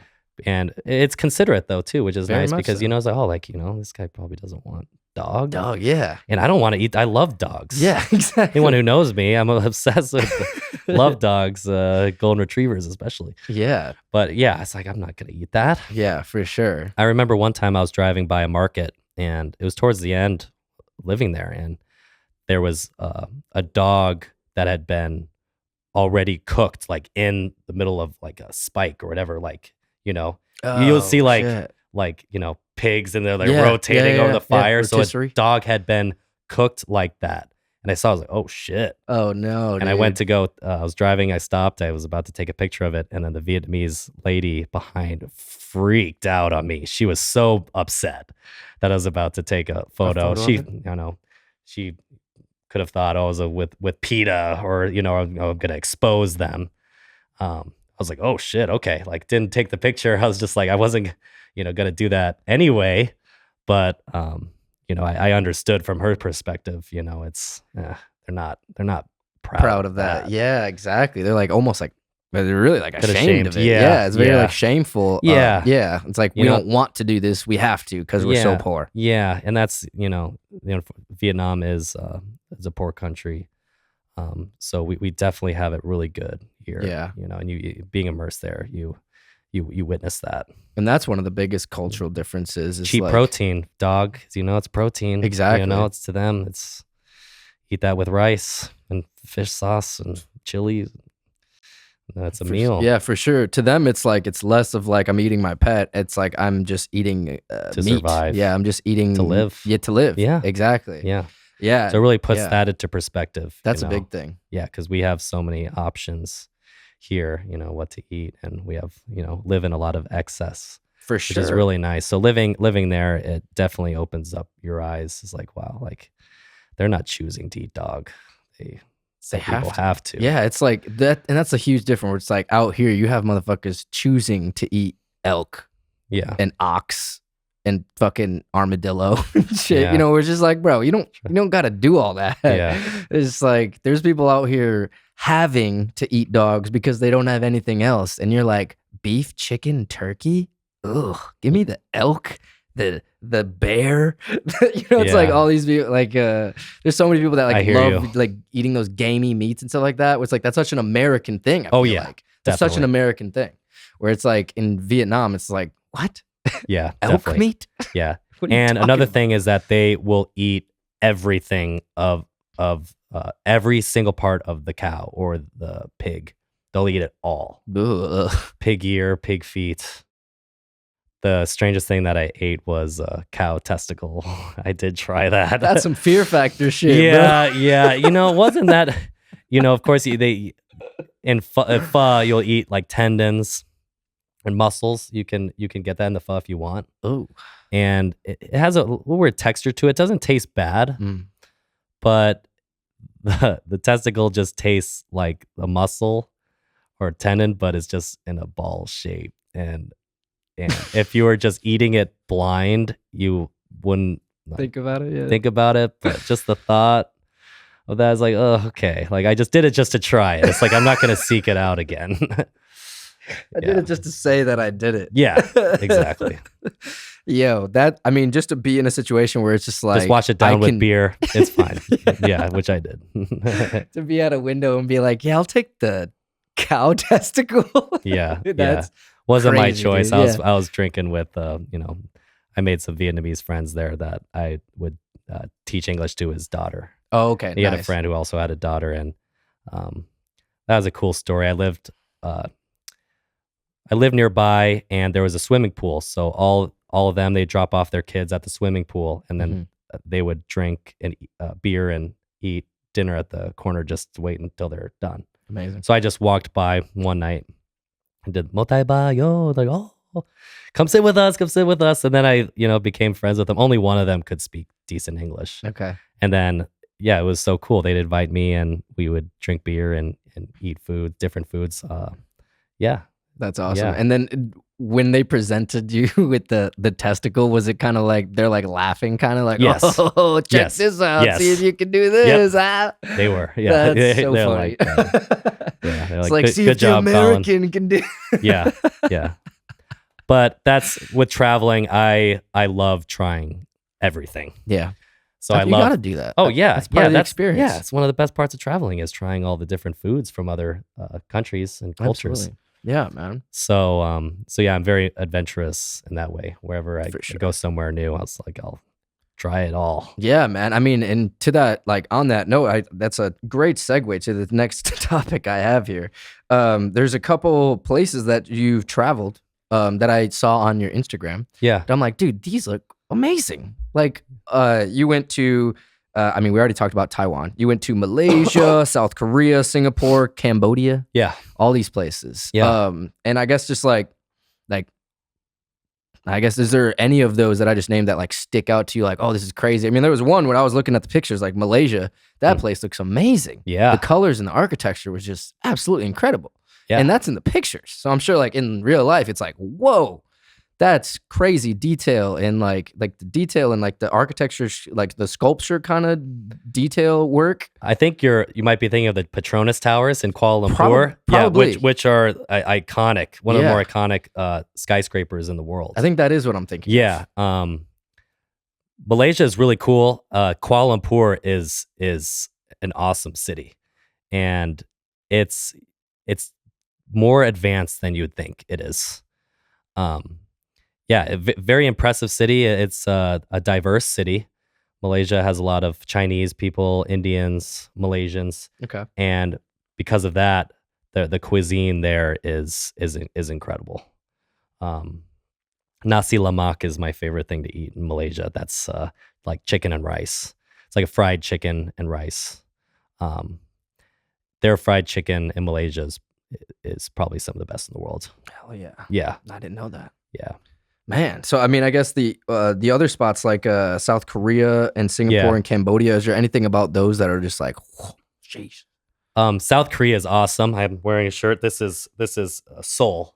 Oh, This is Seoul in Korean. oh, very nice. Right Yeah, here. shout out. Yeah. So you got that in South Korea? In Seoul. Yeah. Nice. Seoul. Yeah. It looks like an American T-shirt. Yeah. Right. They like, yeah, we'll just make like an American like design. but, Yeah. like with, Yeah. Right. Yeah. I love it. I know what you dude. mean. Yeah. Yeah, you know what I'm saying? Where it's like there's so many like schools that do that same exact exactly, right. like design. Yeah. That's sweet though. No, yeah. Korea. So South Korea is really cool. Seoul is a very Western city. So you go there and take away all the the big logos or signs on their buildings. Mhm. Take the Korean out, and it would just look like an American city. Mm. And very clean too. The Korean people are very orderly, organized. They love their fried chicken as well. The fried chicken is very good in South Korea, and I love the barbecue. Korean barbecue is so good too. Ooh, And there yeah. are so Damn. I couldn't believe how many Korean barbecue restaurants there are there. They love it. Yo. They love it. And Hell for good yeah. reason too. It's For sure. so good. And it's perfect with beer too. Yes. And it just really enjoyed my time in Korea. I think anyone should go there. So are those all these places that you travel to, are those like while you're living in Vietnam? Yes. Okay, so you Yeah. take like small aircrafts or airliners to Oh, just a regular, airline, similar to here. but they have like international airlines. Yes. Are they like smaller planes though? Are they like No, they're regular, same size, like 737s? Southwest United. shit. Yeah, same. Dang. Yeah, and being in Ho Chi Minh City is great. The airport is big, and there's so many flights, every day. Mm. And to go from Ho Chi Minh City to Seoul. It's like 5.5 hour flight. It was less than $200 round trip. See, that's the difference. To go to Taiwan, Taipei was less than $200, 3.5 hour flight. Oh man, that's so wild. easy. Go to Singapore is 2 hours. Go to Bangkok from Ho Chi Minh City, it's like 1 hour. And this is like I can go. Cambodia borders Vietnam, so I took a bus nice. to go to Phnom Penh, which is the capital Okay. of Cambodia. Yeah, so that's another reason why I loved being out there is to be able to visit all these places. Yeah, you're like, I have a long weekend, or yeah. like when I went to Taipei, it was right before Christmas. Had the break. It's like let's go to Taipei, and Taipei was amazing. Yeah. Too, probably the best beef like noodle soup I've ever had. Different style than pho. Same, but different. Okay. We have different faces, but inside we are same. Same, but different. But still same. Oh, thank you. But at that, I was in Taipei for 3 days. I went to that restaurant 3 times. Hell It was yeah. that good. Yeah. Once I find a place that I love it. in a city, I go there again. Yeah, and when you're traveling to those places, you're all going by yourself too, so it almost really allows Yeah. you to like take it all in without being like distracted or like being involved with other people's like wants and whatever. Yeah, so there's it's like no whatever you want. compromise on when you're traveling alone. You can do whatever the Whatever hell you you want. which- Yeah, exactly. Yeah, I went to South Korea with most of the trip was with a friend, but yeah, I do travel a lot alone. Yeah. And it works for me. Yeah, For it's, sure, it's, man. It's fun. You get to do whatever you want, and you stay at hostels, and it's so easy to meet people from all over the world. Right. These hostels are cheap. There's always events going on. A lot of them have walking tours every morning. So they have a tour guide. They walk you, through the city wherever you are. And yeah, events at night like barbecues or like ping pong tournaments, beer drinking games. Because at these hostels, there are many different kinds too. You can go to very chill ones that are quiet, and other, there's a lot of party hostels too. Yeah. And when people travel to Southeast Asia, most of them are there to party For sure. because it's so cheap. Yeah. Like some of these hostels are $8, for example, in Vietnam. Oh, that's $8 a incredible. night. That's incredible. And most of them you get free breakfast in the morning. And yeah. Dude, paying $8 a night would make me think I'm gonna wake up with like a missing kidney or something know. like that. You know what I'm think, saying? yeah, but It's I'm telling you, it's so cheap there. and it's cool though. It's like it's Oh, chill. yeah. It's like everyone's taking care of everyone. It's just Yeah. like no one's fucking stealing from other people. And it happens. yeah, But there's a great app called Hostel World that I use if I'm going to stay in a hostel. But as I've gotten older, I'm 32. Like when I first went to Thailand, I was 24. mm-hmm. I was called, the hostels are amazing, but now I want my own room. Yeah, I don't want to stay in the same, with 16 bunks. Yeah. One room. Totally. That's what I think of when I think of a Yeah. hostel. I think of just like a bunch of people in a small Yes. room. Yeah. But That's why it's so cheap. right. Those rooms can get like $4 or $5 for like, there's crazy. 16 beds in a But room. but that's when like making friends is very important because it's just like if you have a bunch of friends, it's like they're not gonna they're less likely to do something shitty to you. Since you know what I'm right. saying. That's right. Where it's like if you're like a nice person to them, you're not like standoffish and asshole to them, then they're not gonna be an asshole to you. Yeah, of Kinda course, thing. shit happens. Yeah, for sure. Yeah. Dang, dude. So I mean, I feel like that's an amazing like place to be at where you can go to all these different places. Because if you were living in America, you wouldn't be able to just pick up and go to Taiwan. You know what I'm saying? Yeah, Just that's right. So the fact that Yep. you live in Vietnam, that allowed you to do all that. And yeah, that's like those are bucket list places for a lot of people. I feel Yeah. like, Yeah. Again, that was why a huge reason why I did that is, since I got the travel bug, Yeah. so I can check off all these places that I want to go to. And being in Ho Chi Minh City was a great epicenter, to go to all these places. I love, Absolutely. of course I love Vietnam, but I love Thailand as well. And Thailand's so close. Yeah. So I've been there 4 or 5 times. Do you have any desire to live anywhere else other than Vietnam? When I went to South Korea, I loved it so much. It's like, it'd be really cool living and working here. It would definitely be a much different experience than in Vietnam. Yeah. just because it's just more advanced society. Yeah. It's first world compared to third world Yeah, that's a country. good point. So the way of life is very different. I wouldn't be driving a motorbike. I'd be taking the trains and subways. Yeah. It gets cold there. It doesn't get cold in Vietnam. Or it gets cold up in the north in Hanoi. Okay. But where I was in the south, it's always hot. Yeah. It's always 92 degrees. Yeah. 60, 70% humidity always. Relation to year round. Yeah, that's crazy. Yeah. So, Just being constantly sweating. back here in Arizona in middle of November, the climate's just perfect. Yeah. I just, yeah. Yo, that's a big deal. It really is. It's like people don't think about that, but Yeah. to be like sticky and sweaty All the day. time. All the time. It was just the way, it's the way just of life. way of life. Yeah. Damn, dude. So when do you go back to Vietnam again? Probably sometime mid-February, early March. Okay. Very nice. So Yeah. for now you're just enjoying your time out here with the family. Yeah, working. Yeah, I was end of June when I came back. I was very ready to come home. I mean, Vietnam will always have a place in my heart, but it's like That was after like 13 months or something like that, though. yeah, straight, and so I was definitely ready to come home and see everyone that I love. Although I do love Vietnam, I love the people out here more. Totally, man. This is your fam. I mean, it's your family. It's family and my friends, my brothers. Friends, your other family. Yeah. Yeah. Yeah, it's like because I joke feel with that. people like the Vietnamese, like these are my people now. Right. For real. I'm American Vietnamese. Yeah, Ho Chi Minh Colin, dude. Ho Chi Minh Colin. Ho Chi Colin. Ho Chi Brez. Yeah. Ho Chi Brez. Bach Colin. Uncle Colin. Yeah, No. that's it. Yeah, I man. start growing a goatee. Yeah, yo. Just like him. So other than Vietnam, do you have any other plans for the future? Like, do you like see yourself growing past this, or like, what do you see for the future? Just kind of doing that for as long as it's fulfilling you? So when I do go back, I've retired from Ho Chi Minh City, living there. Okay. I'll always go back and visit there, but I want to go back and try to live and find work in Da Nang.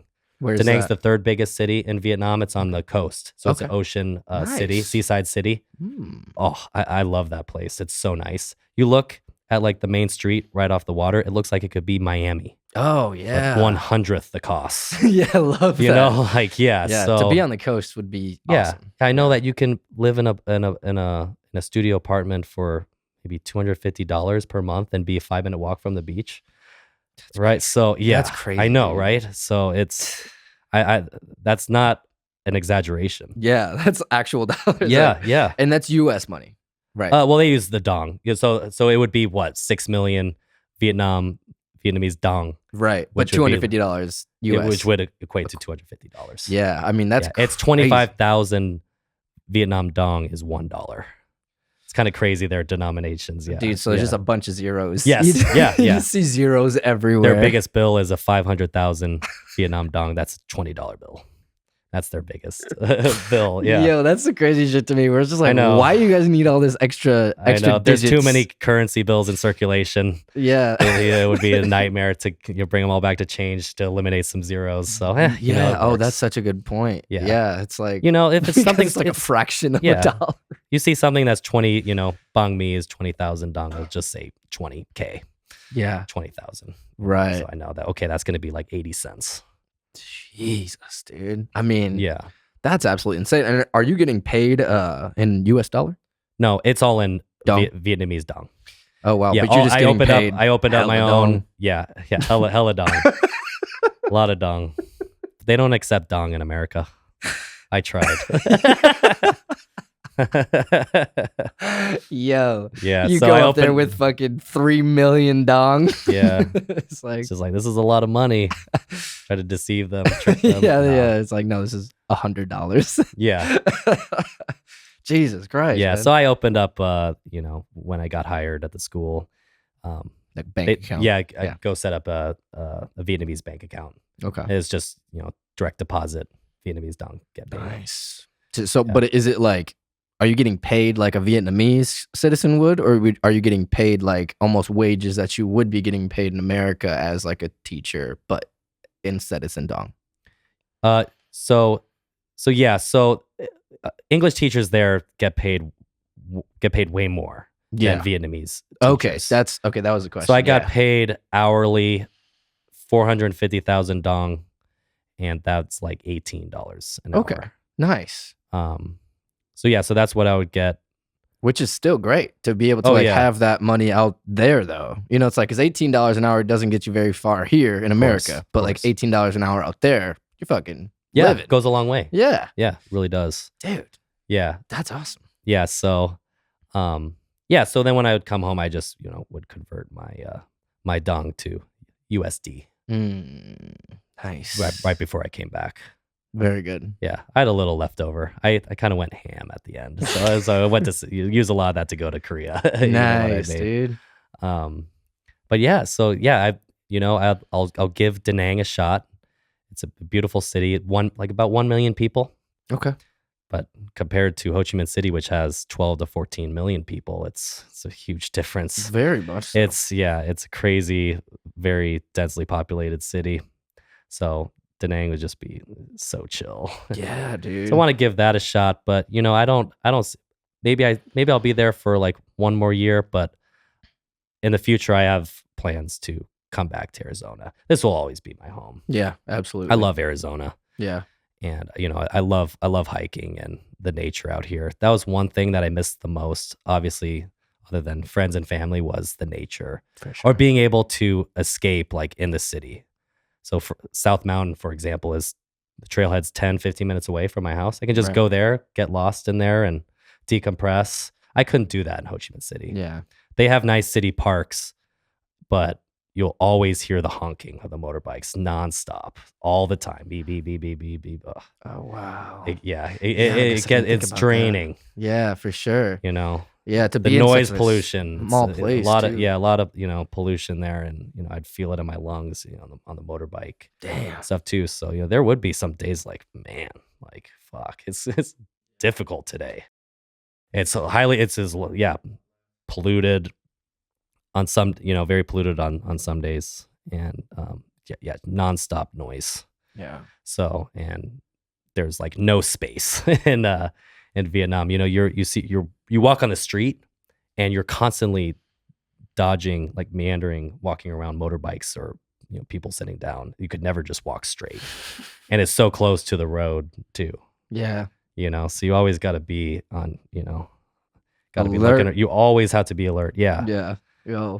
I'm sure a lot of people get kind of fucked by like robbed and mugged. And does that happen very often? No. Oh, it doesn't? No, Vietnam is super amazing. safe. Oh man. Oh, dude, yeah. fuck America. No, I'm just kidding. Dude, yeah. It's like you can't, man. No, I know. Yeah. Like, for example, there were a couple times where I had accidentally left my phone on my chair or on the table at a cafe. Oh wow. And come back 3 or 4 minutes and it's still there. And in America, that's much less likely to still be there. Yeah. So Vietnam's a very high trust society.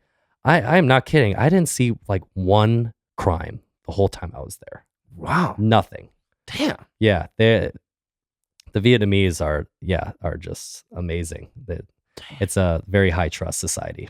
Yeah. And I mean, I feel like just based off of like what you're telling me and what Marcus told me about Japan too, it's kind of like, that's super high. I think that's about as high trust of a society as it gets. gets. In Japan. In Japan, I haven't been there, but that's what he was saying though, where it's kind of in that same world where it's just like it's totally different. I mean, there's no guns or anything like that. You know what I'm saying? So that obviously plays into it as well, where it's like people are like out here so high strung and fucking. Oh yeah, totally. You know what I'm saying? Totally. But it's like out there, they're just like a lot more like chill, like community and like shit like that. Yep. But, And you see it a lot on the road. mm, And that's a glaring difference between there and here is that, so like my parents came to visit me and my dad, like the second day was like, man, like how they're driving over here. Like if they did that in America, people would be shooting at each other on the roads. And he's like, yeah. And that's exactly right. Man, like it's true. Yeah. So they're just like, yeah. So they cut each other off all the time on the roads, and you just accept it. I learned that. Okay, you just have to. I have to adjust to them. Yeah. And how they drive. I've gotten hit before. I've also almost hit other people, but luckily it was just on my leg. It didn't. Okay. It didn't get hurt that bad. Good. You didn't like fall off or anything like no, that? I did fall off a couple times. I'd slam my brakes not even that hard, but it caught a slippery part of the road, and then I shit. fell off. But it So it wasn't like nothing, an accident, like with No. someone else. It was like just No. conditions. Yeah. But that was just like, oh shit, that could have been worse. I was fine, For completely, sure. completely fine. Yeah. But yeah, how they drive, they're just very, very chill on the road. Yeah. I think the whole time I was there, I saw maybe 2 altercations of them, like Vietnamese yelling at another. Yeah. And they were drunk. No, no, just kidding. That was during rush hour. That guy was not happy. Yeah. He wanted to go home. He wanted to be home. Dang, Yeah, dude. which we can all understand. For sure. But it's like, I'll Very easygoing. yeah. A lot of patience. Yeah. They have a lot of patience. Nice. And yeah. they're self-aware. Goes a Their long way. awareness on the road is very good. Mm-hmm. Yeah. But yeah, so they're very, very chill people, especially on the road. More high strung here. Yeah, for the sure, road. man. No, it's like, I'm sure when you come back, it's just like a culture shock on the opposite side where it's just like, oh Reverse shit, I culture forgot. shock. Yeah, like I forgot. some of my fellow teachers, friends out in Vietnam that had gone home. Call it reverse culture shock. Yeah, for Yeah, sure. if you've been away for a while, it's like, oh yeah. I like, this forgot is- how we live here. Yeah. Because you become so accustomed to the way of life there. Yeah. I mean, yeah, and I feel like that's like a sweet thing to have experienced, to have that almost like not everyone lives to this level. You know what I'm saying? Here, like that we live here in America, you know? So it's like to experience that and to have that like reverse culture shock, I feel like is a lot like more I think it's really important for you to have. To have that like experience of like how other people live. Right. And it's just like you become a lot more grateful for what we have here. Yes, 100%. That's the biggest thing. Living out there, especially in a country like Vietnam, you gain a lot of perspective Yeah. because you see the way of life there and how hard people have to work in Vietnam. They work their fucking asses off to not make that much money. Yeah. And And it's they're very, still happy. it's very eye-opening. And another part of their culture that's so nice that I found very endearing is that they're very strong families. They're very Mhm. strong family, and they care so much about their families. Mhm. And I love that about, and they care so much about their kids. Not that they do here, but just how I'm treated as a teacher in Vietnam. It's almost like royalty over there. Where compared to here, it's like they don't give a shit. Literally. Yeah, Yeah. but like Vietnamese teachers barely get paid like teachers here, but parents are so appreciative of the teachers and they instill the respect in their children to have for authority. Education. Because I never had any big issues or any disrespect from the students That's in awesome. Vietnam, but through my subbing experience here, I'll get that all the time, and Oh, I'm it's so annoying. It's frustrating. Yeah. As a substitute Just like teacher, I'm because sure, the parents have to meet the teachers halfway, in my opinion. Mhm. Instilling. They can't just assume that all the teachers will, and instill the discipline and in their kids. Yeah, absolutely. They have to meet the teachers halfway. Yeah, that makes sense. I mean, out here, it makes 100% sense. It's like these parents out here are just like, get out of here, go to school. It's like, Yeah. it's like they're like, if they're not really teaching them good values in the home and they're like, just that creates bad kids. It's just like Yeah. they don't have good morals, and then they go to school and they don't really have any respect for authority because they don't respect their parents' authority. 100%. It's like it all comes from that. And I think that's like very different out there, which is probably why you see that on the opposite side, where it's like as the teacher, you see like all the respect that they have for you because that's the respect that they have for their parents too. Yeah, that's right. That's crazy. Yeah. Such Yeah. a small thing, but it goes a very long way. Yes, it does. Yeah. And that trickles down to just me being able to forget that I had left my phone Yeah. on, Totally. That's so true. Yeah. Holy shit. on the table going to the bathroom. Yeah, because those same kids that are fucking assholes to the substitute teacher are the same kids that are stealing that cell phone. Yeah. Yeah. Yo. Right, I know. What? That's Yeah. so true. It's like that just shows you how a cultural difference like that can change the entire society. Yeah. It's like respect It's one for of the authority small figures examples and, that like, really that's really important that it affects a lot of the other aspects of the culture. The butterfly effect kind of thing. Yeah. Where it's like one small thing can affect like 100 years from now how the society works, and yeah, it's it's a very traditional conservative culture as well. Yeah.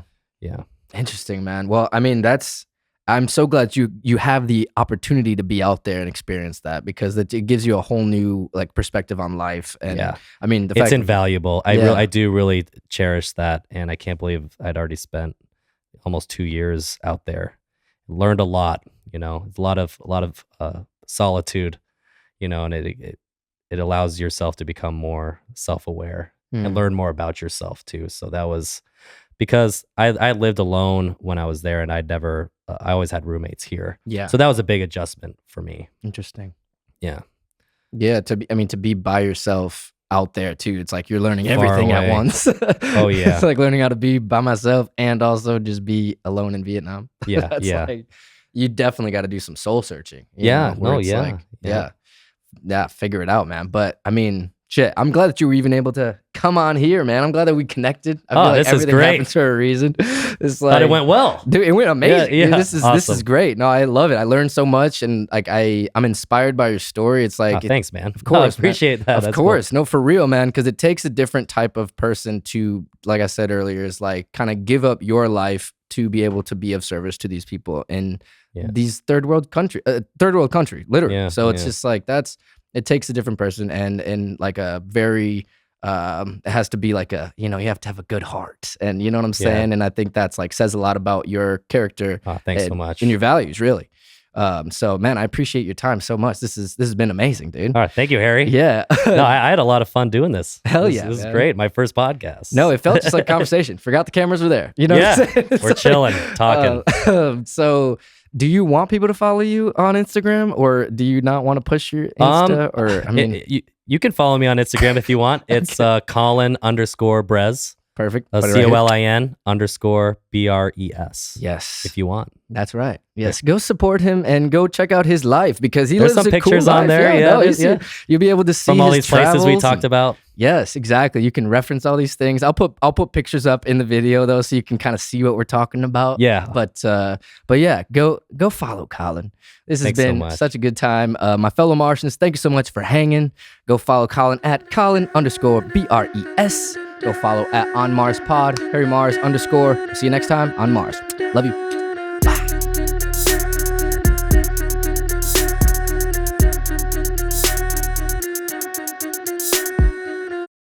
Hey guys, thank you so much for tuning in and watching this episode of the On Mars Pod, and for sticking around to the end, man. I really appreciate you guys. You are the real Martians. Like this video, comment below what your favorite part was, what was most inspiring to you. Subscribe to the channel, hit that bell for notifications here on future interviews coming out soon, and also follow us on Instagram at On Mars Pod. Love you guys so much. We will see you next time on Mars.